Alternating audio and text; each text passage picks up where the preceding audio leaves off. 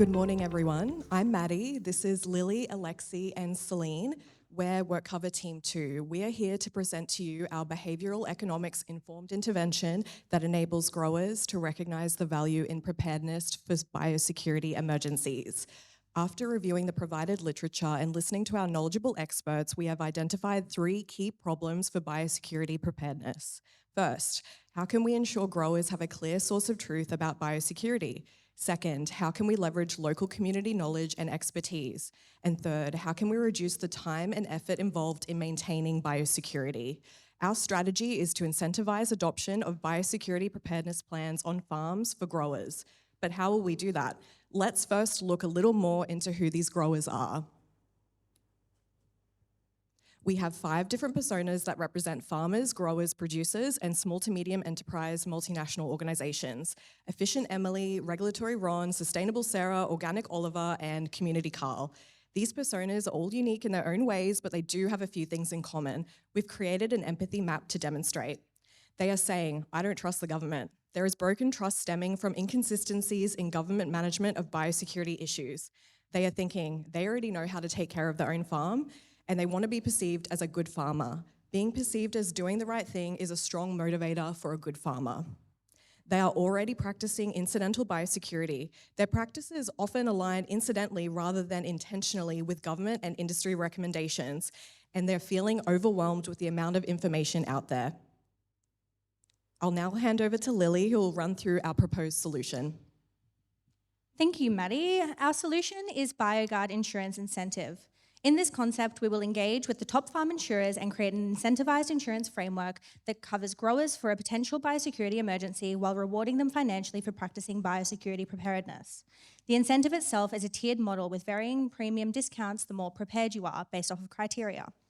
To understand growers' level of preparedness, they will follow a guided questionnaire-like tool.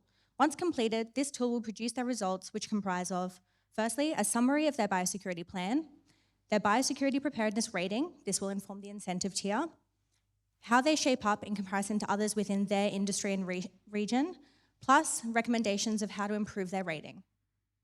Let's remind ourselves of our strategy. We want to incentivize adoption of biosecurity preparedness plans on farms by first creating a clear source of truth.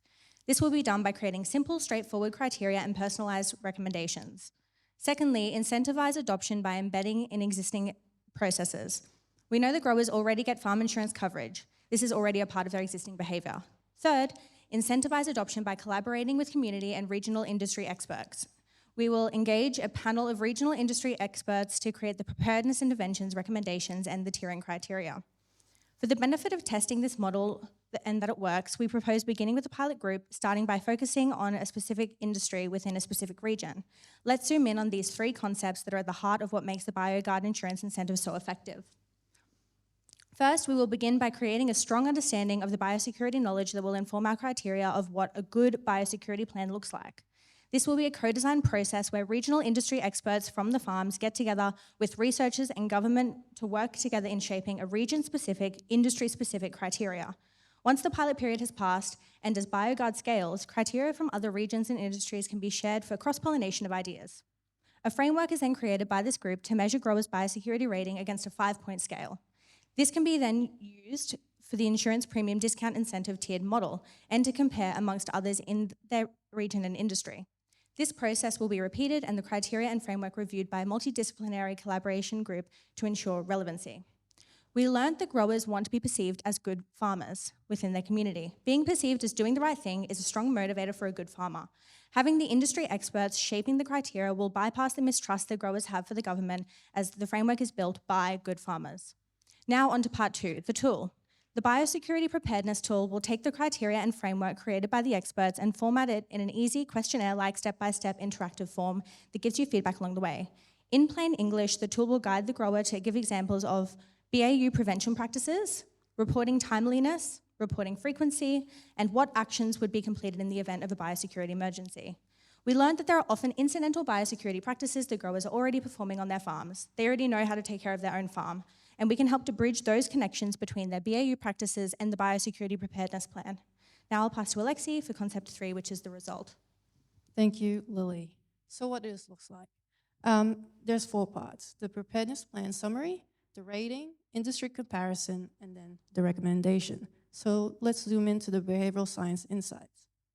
For the preparedness plan summary, there's the cognitive limits. So ensuring that the assessment report is concise and focuses on key strengths and areas for improvement.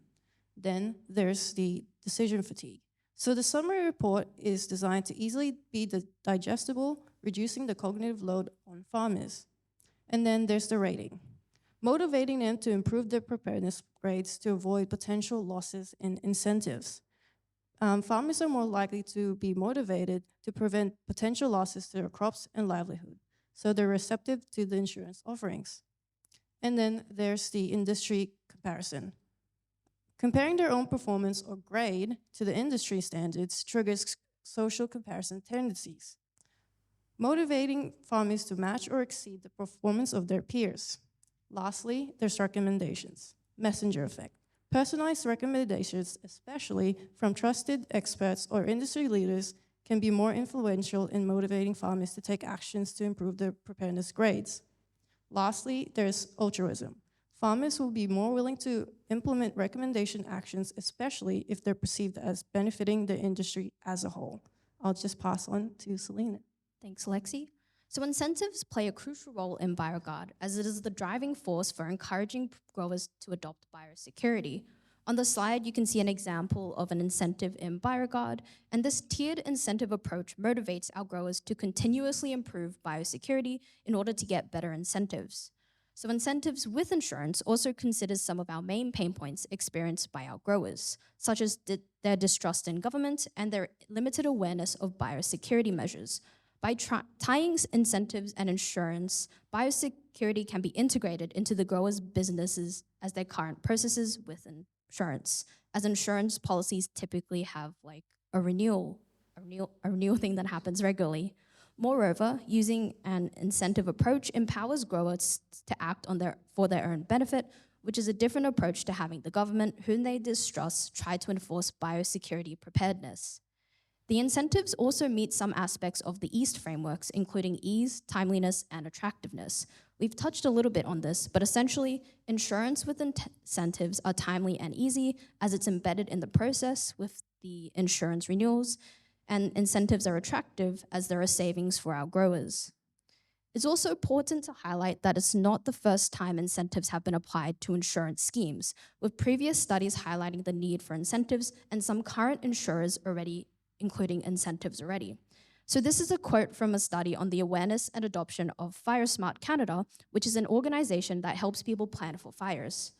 Respondents favored positive strategies that provided incentives and strongly supported ties to insurance premiums. Another example is that is more relevant to us is Suncorp and RMNA, who currently offer discounts for policyholders that have a bushfire resilience rating certificate. So now that we've explored our solution, I just want to quickly go through some risk and mitigation strategies. So one of the biggest risks is the dependencies on insurers. One way to mitigate this is by highlighting the benefits of biosecurity to our insurers, which is the reduced payouts to growers with good biosecurity. Something we can also consider in the future is implementing a pilot. Some other risks that we also need to consider is how will we prevent growers from committing fraud, and the fact that if BioGuard isn't communicated properly to our growers, we risk low adoptions. Such things we already thought about mitigation strategies for these. So that's it for BioGuard, a solution which is for growers, by growers.